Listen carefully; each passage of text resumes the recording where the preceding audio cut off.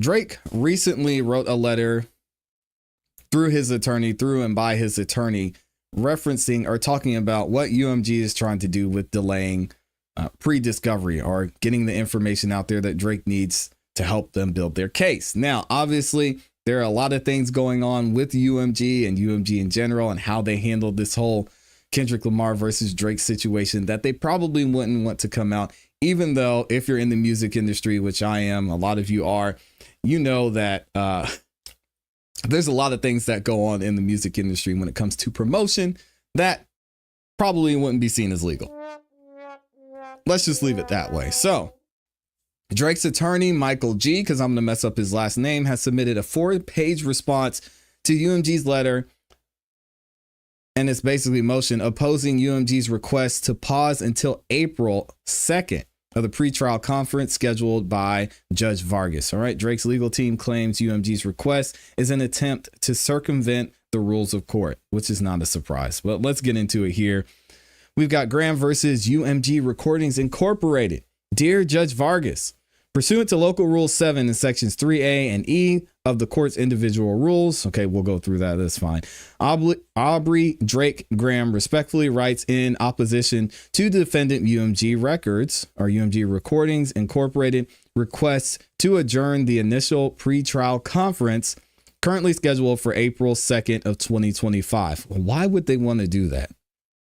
Which is interesting to me. Further, the plaintiff respectfully moves for an order requiring UMG to comply with the federal rule of civil procedure. We've heard about 26F a lot lately. By participating in a Rule 26F conference, 26F conference is going to be referred to as later, by no later than March 5th, which would be what, next week? Next week sometime. UMG's request to adjourn is unsupported by the law or the facts. Indeed, UMG does not cite a single case suggesting, let alone holding, that adjournment is appropriate under these circumstances. The reason for UMG's failure to marshal any supporting authority is straightforward. UMG is attempting to circumvent the rules as well as the local rules by obtaining a stay of discovery without actually moving for one. Dang, that's dirty. UMG's counsel has disclosed to plaintiff's counsel that UMG intends to file a motion to dismiss. It's not going to happen. And that UMG may well seek an extension of its deadline to make that filing through UMG though UMG has not actually committed to either. In response to multiple requests to schedule a 26F conference, which UMG has refused at each turn, UMG's counsel has ignored the fact that it's fully capable of participating in the 26F conference now because it prefers delay. There's a lot that UMG doesn't want coming out. They don't want to talk about payola. They don't want to give out maybe some trade secrets of how they promote certain things in the music industry. They don't want to give out their relationship with Spotify and how they were able to give Spotify certain deals to help push certain music. So again, in this instance, I think there's a lot of reasons UMG would want to hold off on showing things this soon. In response to multiple requests to schedule a 26F conference, which UMG has refused at each turn, UMG's counsel has ignored the fact that it is fully capable of participating in the 26F conference now because it prefers delay. Specifically, in an email sent just minutes before UMG filed its request to adjourn, UMG's counsel explained that UMG believes that it should not have to meet and confer with the plaintiff pursuant to Rule 26F until 20 days before the PTC.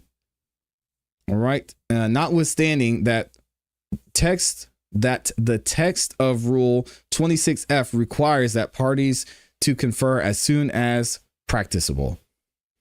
The court should decline UMG's transparent attempts to obtain a stay of discovery, which it apparently seeks to, so it can further ponder its motion to dismiss. UMG has neither moved to dismiss nor moved for a stay of discovery, and its attempt to achieve the latter by delaying the former are inappropriate. Let's keep going. What does he say here? And let me get to the second page. Relevant history. The plaintiff first notified UMG regarding his legal claims on July 24th of 2024, and counsel conferred a number of times regarding those claims prior to initiating this litigation. By no later than September 16, 2024, UMG had actual notice that the plaintiff intended to sue UMG regarding these claims. On January 15, 2025, the plaintiff filed a suit against UMG asserting the claims for defamation, harassment in the second degree, and violation of New York general business law, which is basically talking about the payola, and promptly served the complaint. UMG asked to extend its time to response to the complaint until April 7th of 2025, 82 days after filing and 76 days after service. The plaintiff ultimately consented to UMG seeking an extension of time until March 17th.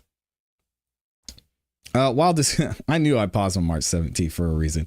Shout out to Amy. While discussing UMG's requested extension, plaintiff requested that the parties agree to a complete briefing schedule.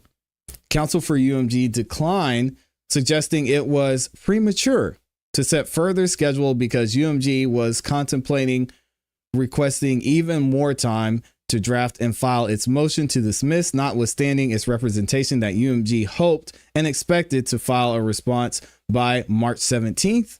UMG then filed its motion for an extension without any additional briefing dates, which the court granted. The next day, on January 22nd, 2025, the court entered an order setting a pretrial conference on April 2nd of 2025 and directing the counsel to confer with each other prior to the conference regarding the settlement and each of the other subjects to be considered at a Federal Rule of Civil Procedure 16 conference, and to file a proposed civil case management plan and scheduling order by March 26, 2025. While conferring on the plaintiff's request to set a full briefing schedule, UMG suggested that the parties seek and adjourn the pretrial conference until after a decision on a motion to dismiss.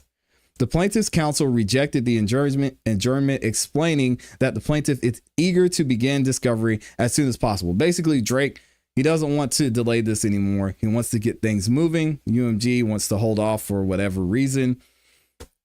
Honestly, this is interesting to read because no matter how this goes, if it moves forward and UMG does end up either having to pay Drake or it ends up going all the way, I think it's going to be bad for Drake either way. So I get that Drake is pushing this and he's just trying to prove a point. And UMG, I think if everything that Drake is saying is true, that they use this Kendrick versus Drake beef to essentially diminish Drake's brand so they could get a better deal when they signed him, I could definitely understand and see where he's coming from. But at the end of the day, it's going to be hard to prove, and UMG is not going to give up that type of information easily. Let's read a little bit more. On February 6th of 2025, the plaintiff emailed UMG asking for availability for a 26F conference. UMG's counsel did not provide any reason why it would not be practicable to hold a 26F conference, but instead stated, given that our current deadline for a Rule 26F conference is not until March 12th, we believe that this request is premature.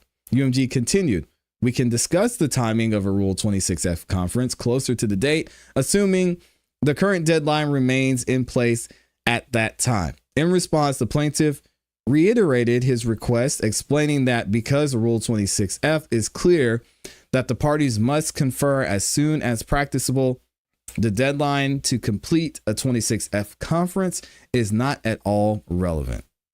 To that end, the plaintiff asked for 30 to 45 minutes to confer. UMG refused to provide any time. On February 19th, the plaintiff asked again asked to set a meet and confer. UMG again characterized the request as premature, this time explaining that it was filing a request to adjourn the pre-trial conference, the PTC, which it contends triggers the deadline for the 26F conference. UMG filed the request to adjourn minutes later. So why is UMG trying to get out of this? Why are they holding back? Why are they delaying? That's the question I want to ask, because we get and we understand why Drake is moving this way and why he wants to speed the process along, because as days go on, he's dropping albums. Kendrick Lamar's continuing to succeed based off of the beef that they had, and UMG's just sitting back there making money off of both of them. So I don't think they're going to go down without the fight. I will post the full 4-page letter that Drake and his attorney sent to the judge over in the Patreon. If y'all haven't checked out the Patreon, the link to join is in the description. Let me know what y'all think in the comments and in the chat.